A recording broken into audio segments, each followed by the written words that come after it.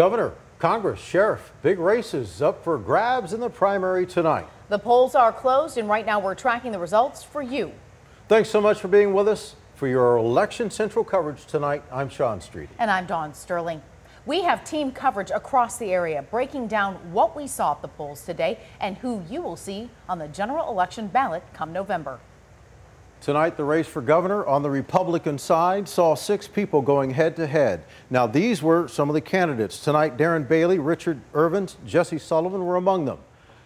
Tonight, you see by the check mark, Darren Bailey, the apparent top vote getter tonight, clinching the Republican nomination for governor. 56% of the votes counted.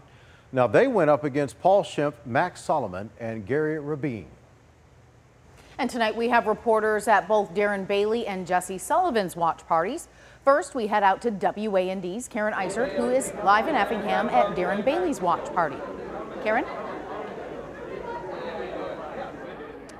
Cheers out of Effingham tonight as Senator Darren Bailey secures his name on that November ballot for the Republican candidate for governor of the state of Illinois. Now, Darren talking to a number of his supporters tonight, many showing up cheering for him. Tonight in Effingham, he's talking about a movement, the number of people showing up to the polls in his favor tonight and during this primary.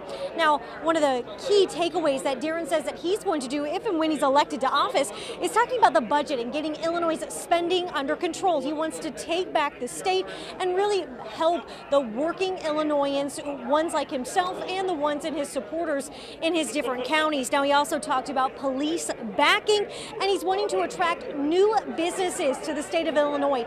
But the biggest thing for Darren Bailey tonight is he's talking to his supporters. He's talking to the ones not just in downstate Illinois, but the ones in Chicago who headed to the polls. The time is now. The political elites and their self-dealing have had their way for far too long.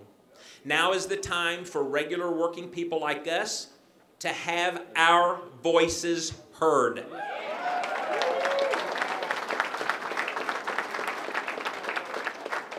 We will take back our government from the political elites and the failed establishment from both parties.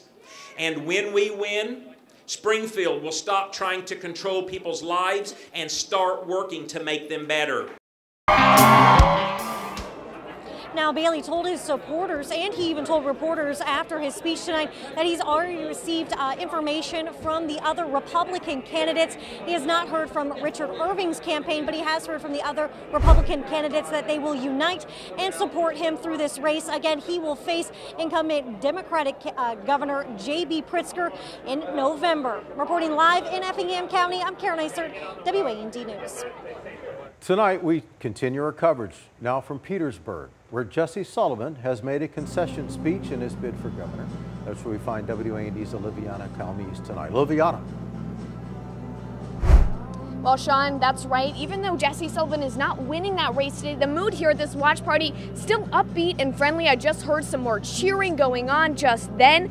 Jesse got about 16% of the vote as far as we know right now, and he would have been the youngest governor in the country. He's never been in elected office before either, but as he spoke tonight, his voice was coarse from all the events of the day, which is understandable. He says even though he's lost, he fully endorses his running mate Darren Bailey, and he says the fight isn't over.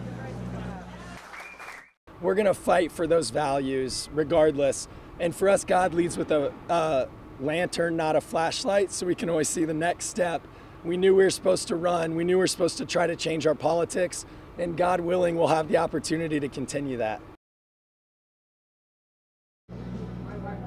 Again, lots of clapping, hugging with his family members. One of his daughters even got up and gave a speech of her own about her father. But all in all, it seems like pretty much excitement from everyone here about the Republicans going against J.B. Pritzker. So we'll have to see how that goes as Darren Bailey takes a spot going against J.B. Pritzker in the governor's race coming up. But for now, live in Petersburg, I'm Oliviana Calmes, WAND News. All right, and as you heard on the Democratic side, incumbent J.B. Pritzker has actually declared and has been declared the winner of the Democratic Party. Pritzker will be facing off against Darren Bailey in the general election. Well, we asked you, who would you like to see as the next Illinois governor? 43% of you said you prefer Darren Bailey to be your next governor, with 38% of you saying current Governor J.B. Pritzker. So that's pretty interesting there. Those two are set to face off again in November. Certainly big issues going into this election: historic inflation, the Supreme Court overturning Roe versus Wade. Some of the reasons people rushed to the polls. In Decatur, Maranatha Church said its polling location saw 600 people by 1:30 this afternoon. And in Champaign, we talked to voters about what led them to the polls on this primary day. I know very well that who is in office gets to make the policies and the rules and regulations that impact our lives. And I feel like if that wasn't clear before the recent Supreme Court decision, it should be very clear now. And so I'm happy to have the opportunity to vote, and I really hope that as many people as possible do vote. String of controversial decisions pushed many voters to the polls, are certainly this election season. Another big race we're tracking, the 13th Congressional District. Earlier this year, we pressed each candidate, giving you clear answers on where their policy stood. And now WAND's Doug Wolf breaks down where those candidates are standing when it comes to votes.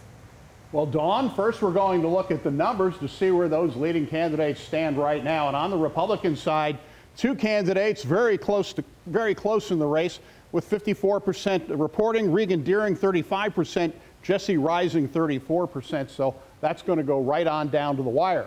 In the Democratic primary, it's Nikki Budzinski with 80% of the vote versus David Palmer's 20% with 56% reporting.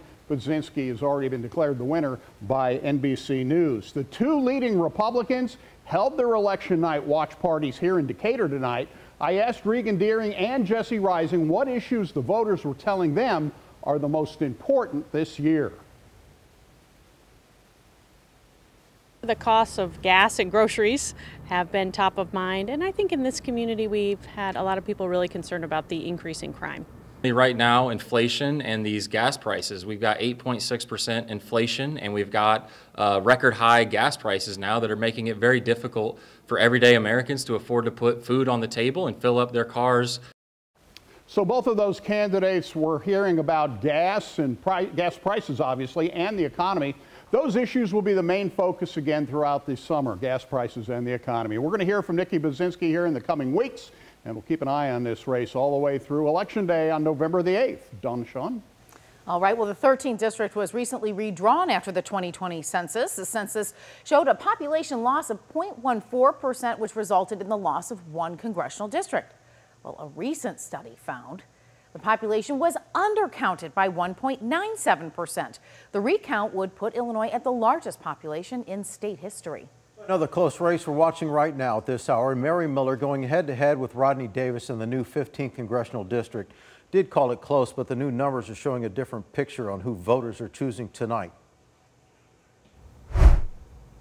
Coming up, I'm in Macon County tracking the votes for the sheriff's race. With no Democrat on the ballot, tonight's election could determine the top cop in the county. Stick with us. WAND is your Election Central.